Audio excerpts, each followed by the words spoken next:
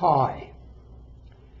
In this Bitter Truth of Aging series, this will be number 7, I'd like to delve into this question or this statement which says, you'll regret the things you didn't do more than you did. You'll regret the things you didn't do more than you did.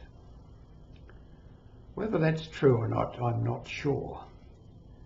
But certainly we need to put our house in order as early as we can in life, I think.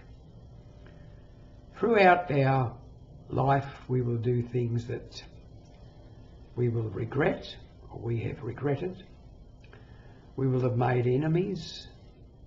We will have built up resentments. I know I did. And then in my 60s, I sat back and thought about this pretty closely, found out where the people who I regarded were my enemies in the past, contacted them by letter or by phone, and you know what? Time is a healer if you do that sort of thing. Anyone who's given you a hard time earlier in life, you look at it differently later on.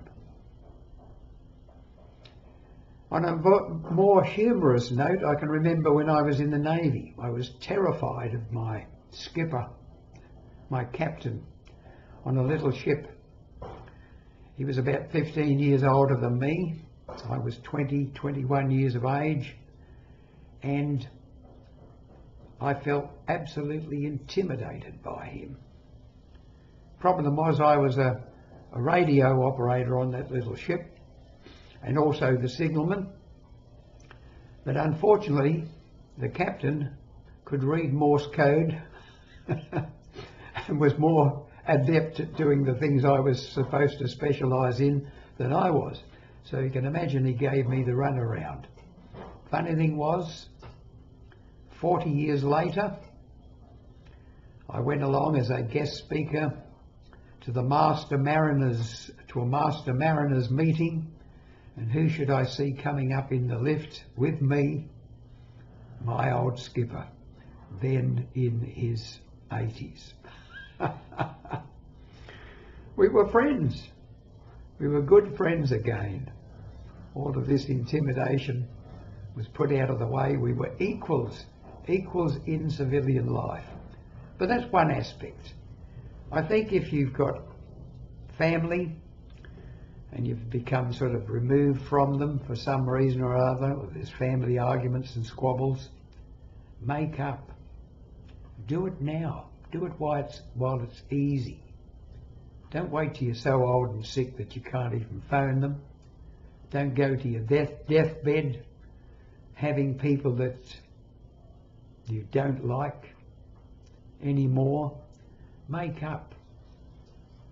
As it says, you'll regret the things you didn't do more than you did. And this, of course, not only applies to relationships, it applies to the so-called bucket list of your life. If you really wanted to go to a certain country and you have the opportunity and you're still young enough and fit enough to do it, and you can usually do that well into your 70s, do it. Don't put it off. Don't keep saying, oh, well, I'll do it next year, I'll do it next year.